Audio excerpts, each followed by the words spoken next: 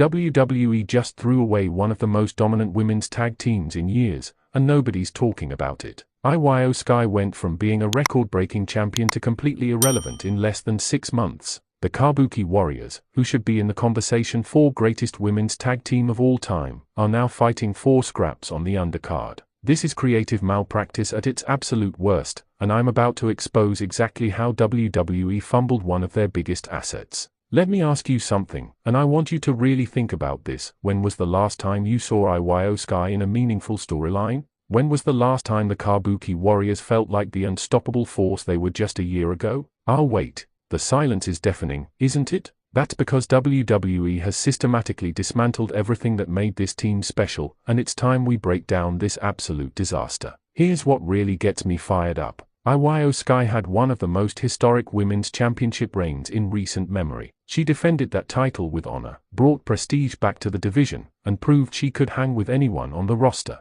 The Kabuki Warriors dominated the tag team division, held those titles longer than almost any other team, and put on absolute clinics every single time they stepped in that ring. And what did WWE do? They threw it all away like yesterday's garbage. Let's start from the peak, because you need to understand just how catastrophic this fall has been. IYO SKY captured the WWE Women's Championship at SummerSlam 2023 in one of the most emotional moments of the year. The Money in the Bank cash-in was perfect, the timing, the execution, the crowd reaction. Everything about it screamed this is a star. She wasn't just another champion, she was the champion the women's division needed. Her in-ring work was consistently 5-star quality, her character work was compelling, and the fans were completely behind her. The Kabuki Warriors were equally dominant. IYO SKY and Kairi Sane reunited and immediately reminded everyone why they are one of the most legitimate tag teams in WWE history. They weren't just thrown together like most women's tag teams, they had chemistry, history, and credibility. Their title reign wasn't a fluke, it was a masterclass in tag team wrestling.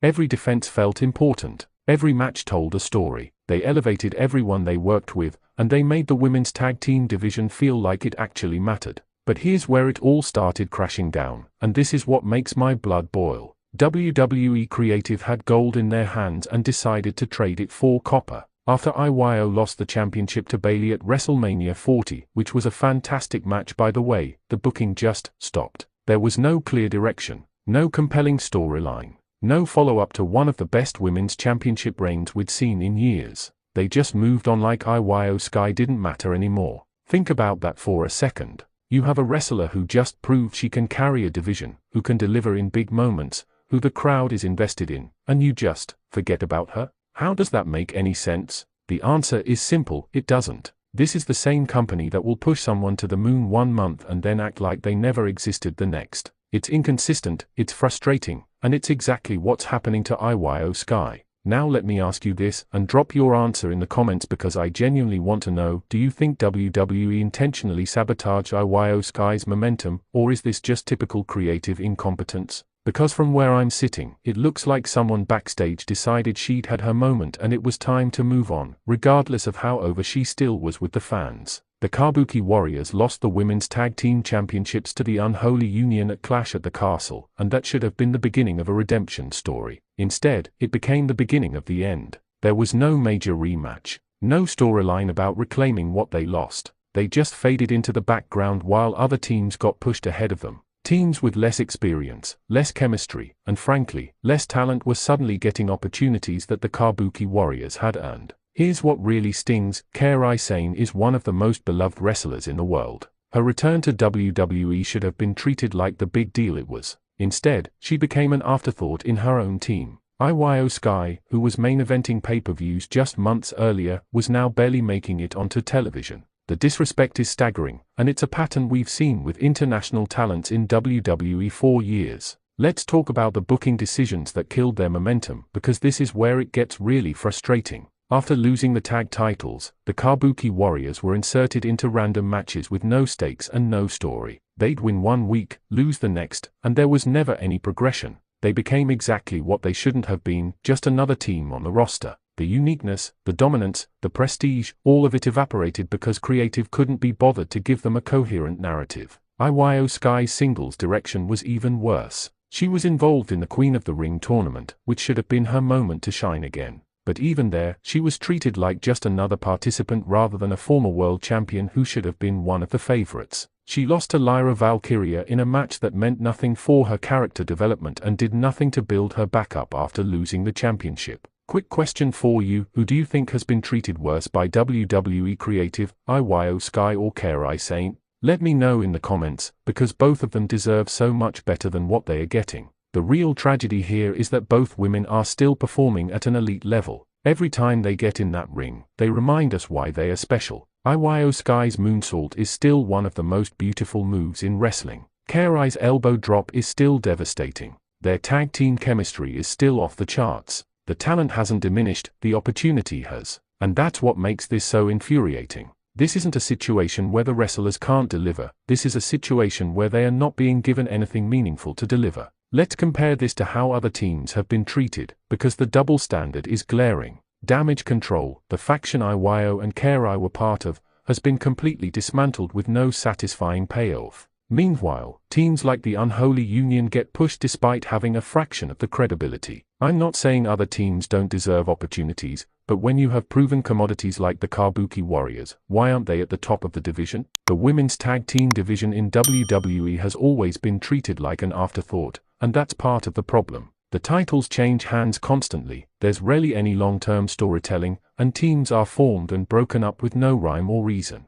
The Kabuki Warriors were the exception. They were a legitimate team with legitimate star power, and WWE still couldn't figure out how to book them properly after they lost the titles. Here's what WWE should have done, and I want you to tell me if this sounds better than what we got. After losing the championships, the Kabuki Warriors should have immediately gone into a program about reclaiming their throne. They should have torn through the division, reminding everyone why they were champions in the first place. IYO SKY should have been positioned as the veteran leader trying to guide Kairi Sane to even greater success. The story writes itself, two warriors who refuse to fade away, fighting to prove they are still the best. Instead, we got nothing. Random matches, no storylines, no character development, no progression. It's the wrestling equivalent of treading water, and it's a waste of everyone's time. The fans are frustrated, the wrestlers are clearly being underutilized, and the division suffers because one of its best teams isn't being featured properly. The international star problem in WWE is something we need to address, because it's part of this story. IYO SKY and Kairi Sane are both Japanese stars who should be huge assets to WWE's global strategy. WWE constantly talks about being a global company and wanting to expand internationally, yet they can't properly book their international talents.